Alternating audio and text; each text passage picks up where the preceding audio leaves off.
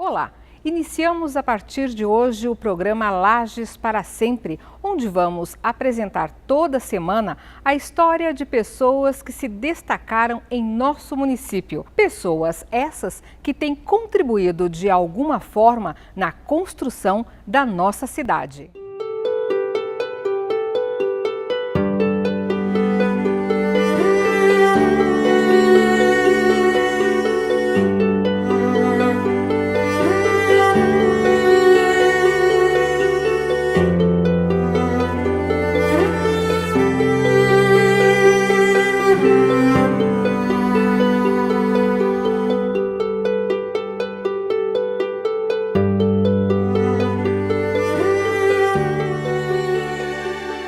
O programa de hoje traz a história do empresário Roberto Rogério do Amaral, presidente do Sistema Catarinense de Comunicação.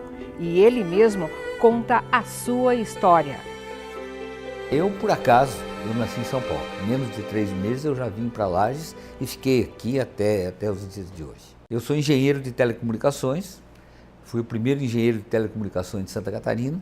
Fui estudar em Minas Gerais, no Inatel, que é o Vale do Silício hoje, e formei engenharia então de telecomunicações. Depois entrei na ESAG em Florianópolis em administração. Quando já estava quase se formando, meu pai faleceu e eu vim para Lages, e por conta disso terminei o meu curso de administração da FASEC. Trabalhei na RBS, né, pela RBS ainda eu fui para a Inglaterra estudar televisão a cores, porque no Brasil, em 1970, era televisão preto e branco. Fiquei quase um ano na Thomson Foundation Television College, em Glasgow. Depois voltei. Ao voltar, fui para a Telesc, que era a companhia de telecomunicações do estado de Santa Catarina. E por conta disso, fui para a Alemanha. Fiquei quase um ano na Alemanha, onde eu fiz o planejamento, como engenheiro, fiz o planejamento de todo o sistema de telefonia do estado e voltei, terminando a implantação disso. Fui convidado então pela empresa para ser o superintendente da região oeste, que era da 116 até a Argentina, da Telecomunicações de Santa Catarina, que era a Telesc. Fiquei um ano e pouco nessa posição. Quando faleceu, meu pai faleceu e eu então vim para a rádio, né? Porque o meu salário, as minhas coisas davam bem para mim e a minha família, mas tinha mais minha mãe. Eu tinha uma irmã, mas não participava com a gente, e por conta disso eu assumi a rádio então em 1976, definitivamente com o falecimento do pai. O pai achava que ter uma rádio, que o que ele fazia era muito pouco para mim, né? Ele dizia, não, meu filho vai ser engenheiro do Embratel, né? E então eu na minha formação eu achava que eu iria cuidar, talvez, algum emprego em alguma estatal, alguma coisa, que era o sonho de todos na época. Era Banco do Brasil, Embratel, esse tipo de coisa. E na realidade, então, o meu objetivo, né, era a comunicação, mas não estava muito claro para mim que era tocar os negócios do pai. As mudanças sempre houveram. Eu tive assim alguns episódios de acidentes, né? Caiu a torre da Rádio Clube logo que meu pai faleceu, e foi assim um baque bastante grande, né? Porque eu era um menino.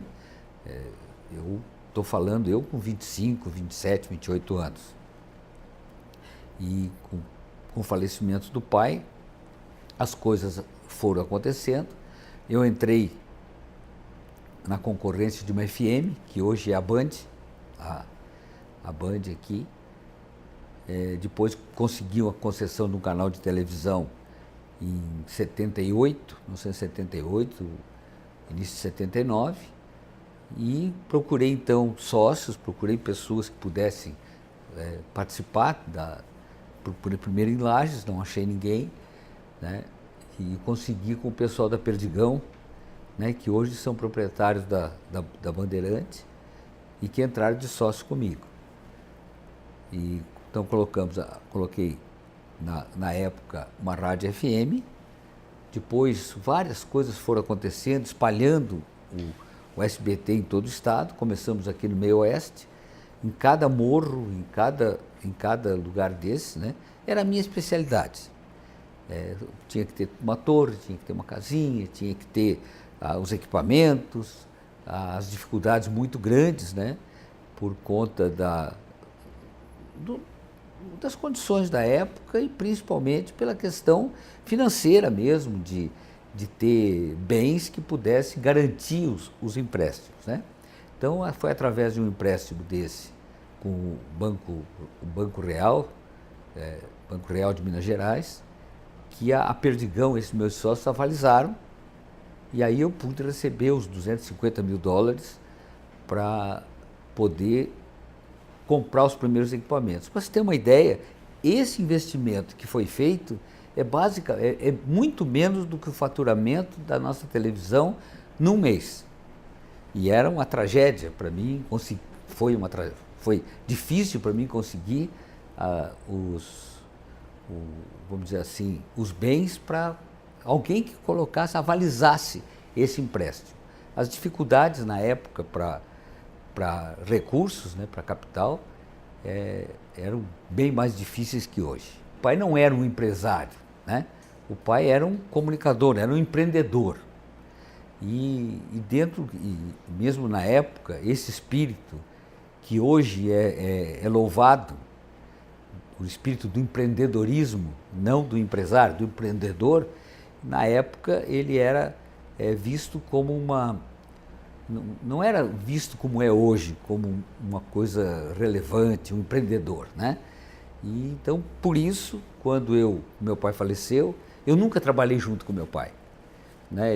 Quando meu pai faleceu é que eu assumi, né? Nós nunca sentamos numa mesa para discutir alguma coisa, como é o caso de hoje eu com meus filhos. Quando as famílias, empresas familiares, quando as famílias começam a se preocupar mais com seus prazeres, com seus bens pessoais, com seus barcos, com seus aviões, é a senha para acabar, né?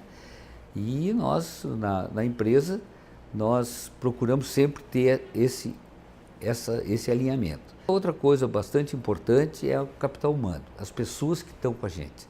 Veja bem que temos Maneca com 67 anos de vida profissional conosco aqui. O seu Zé Machado tem 52, o Adilson deve ter quase 50. Né? Então, e as pessoas que trabalham com a gente entende que o conhecimento tácito que está dentro das pessoas, eles na realidade é um patrimônio da empresa. E quando essas pessoas saem, elas levam um pedaço da empresa. É muito difícil de ensinar para os outros e muito precioso para a gente deixar que vai embora.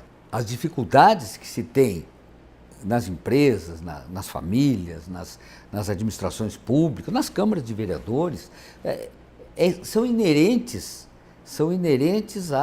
ao sucesso. Se não tivesse dificuldades, o sucesso não era tão valorizado. Hoje é a minha fase de vida em que eu posso me dar o luxo de daqui a pouco ser candidato, ser político, outras vezes viajar, estudar. Tudo isso eu pude fazer por conta de ter meus filhos capazes, meus filhos preparados para continuar, para tocarem a empresa. Por que eu agora entrei na política? Eu não preciso mais.